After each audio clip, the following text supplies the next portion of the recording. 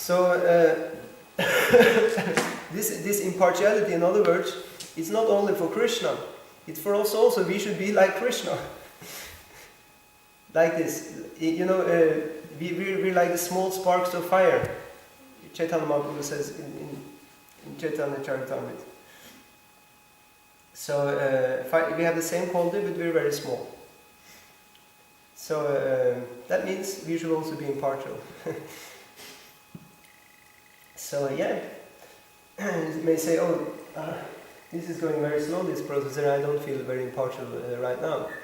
But just ask somebody else, how was I before I joined and how am I now? And they will definitely say, you have improved. So, we should be optimistic. Would I have improved like that in my character if I had been out there in the material whirlpool? No, probably not. Probably I've been dead now. Or something like that. So, and people even say you look younger after you started this, after you joined Hare Krishna. Somebody may say. So, we didn't make so much progress. That we agree about. We still have a long way to go, but still, it's working. And Krishna, he is giving us a limited span of time to finish this process. We just do as best in this life. Very, very best, and then if we're not totally successful, no problem. Krishna, he will let us take birth next life, and he again put us in a devotional setting with other devotees, some or other, and then we just continue with that. So we should be very optimistic in this process because it works. Any comments or questions? Yes. You mentioned that Krishna is not partial to anyone, and we should be like Krishna and should also be partial. Yeah. But isn't partial just like another word of discrimination?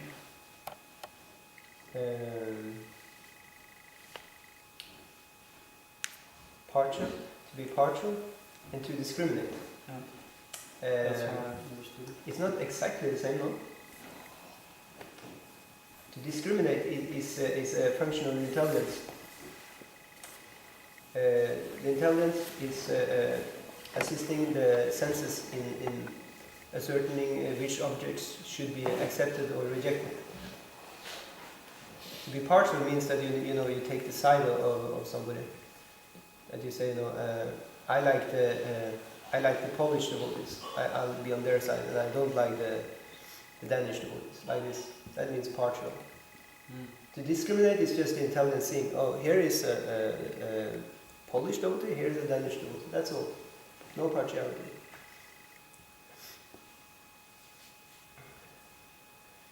Yeah. And this 10% Krishna consciousness and 90% behavior. Yeah. Is that Prabhupada or? No, it's my godbrother Devakananda Prabhu. Okay. Because in one sense you can say if you're Krishna conscious, that includes behavior. I understand the point. It's just. Yeah. Did I say 10% Krishna Katha? Not Krishna consciousness. No, not Krishna consciousness. No, 10% Krishna Katha, and then it's 90% behavior. That means, that I may remember all these pastimes and so on, but the real thing is, the real proof and the real preaching is by my behavior.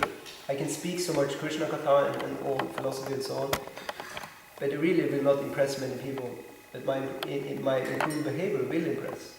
That's the point. So it's 10% Krishna Katha and then 90% behavior. That's what I meant to say. Thank you. Yeah. In meditation, what is the difference between being attached to thinking of Krishna's leelas and to being attached to thinking of your service?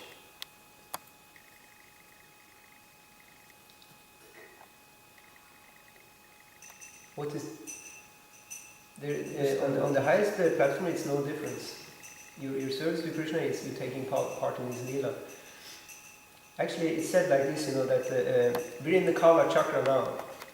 That's the ever revolving wheel of repeated birth and death called samsara. Now, in the Chaitanya Charitamrita, the Lord is revealing that there is something called the Leela Chakra. That is the wheel of the Lord's pastimes, which is also ever revolving. Because Prabhupada explains the Lord has a pastime here now in this material universe. But this pastime, actually, he had 5,000 years ago. And that pastime was finished, and immediately it's manifested in another universe. It's like a road, a road tour that Krishna has, just like the festival in India tour is going to another city and having the same program there. So he said, Krishna he also has the same leela, starting again with the killing of the Putana and all the leelas like this in another universe. And then he comes back eventually here again to the earth in the next day of Brahma, like this. So we have the chance of stepping out of the material leela, you can say, in the Kala chakra, which is ever revolving, and step into the Leela chakra of Krishna's Leela and enter that. And actually that's what we do when we enter devotional service. We actually are now entering into the Leela chakra, although we may not be totally aware of Krishna's Leela and our role, but actually we have entered into it. Some or other we're joining, the crew into the Leela. Now we join Chaitanya Mahaprabhu's Leela. It is still, going on.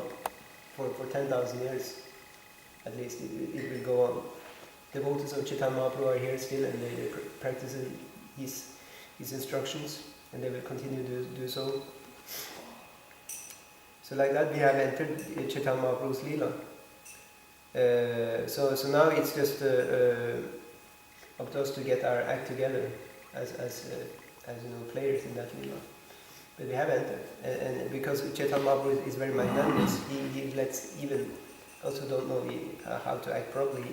He says, you just chant Hare Krishna one time, you're a devotee. You can take part in the Leela. Or you even just take prasad, you can also take part. Everybody should join in Kali Yuga. Everybody is welcome to take part in Krishna's Leela. That's our program. So, but yeah, the real thing is to also remember it ourselves and be conscious of it. Then we will, of course, enjoy more and be more present in the Leela. Isn't that correct? Yes, Chaitanya. The same connection can seem relatively easy to be absorbed in the service, but often can be very, as you mentioned, I haven't read the story of Putana yet. Yeah. So it can seem much more difficult to really be absorbed in the Leelas and the Krishna. It's a high level, yeah. Shouldn't be done artificially. That's also why I came with this you can say slogan that it's 90% behavior and then it's 10% Krishna Katha. Because as a neophyte devotee that I am, I shouldn't talk too much about the Krishna's Leelas. It's confidential subject matter. And Chaitanya Mahaprabhu also forbid even to talk about Krishna's confidential Leelas in public. We should do it in devotional circles, but also for preaching. That's the point. Also, is one of the offenses against the holy name to talk the glories of the holy name to non-believers. That's why we concentrate more on the behavior. That's actually the biggest part. 90% of our preaching is our behavior, because we're preaching, of course, to the people who are not devotees. So we're not allowed to talk Krishna Leela, Krishna Katha to them. So that's why we have to focus more on our personal behavior, how to improve that. And that they will be present.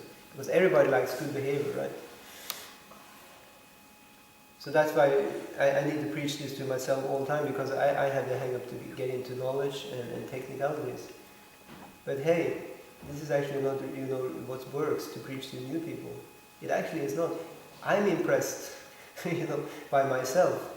That's very nice for me and my false ego, but it doesn't do very much, for bringing the conditioned souls back to Krishna. What does something to bring them back to Krishna is if I'm really getting on my own case and, improving the way I'm thinking, the way I'm acting, getting rid of all the different, propensities for enjoying matter, to get rid of that. That's the real thing, That improves my behavior. The other stuff, that's also nice, and that's what I like. My false ego likes is just to read. And not to improve myself. That's what I like. But that's not what Prabhupada likes, that's not what my spiritual master likes. He wants me to change my behavior, and then I might not even know, very much technical detail. But both should be there, and both will come there in a nice unison. But it doesn't look very beautiful when I'm saying all these nice verses, and then, okay, but you have all these faults, I still have all these faults, you know. So it doesn't, yeah. It was just last night I read about this story with Lord Shamba marrying Lakshmana, and Lakshmana and Balaram dragged their husband and pool toward the river, the Ganges. And Lakshmana. But Shamba, he married Lakshmana.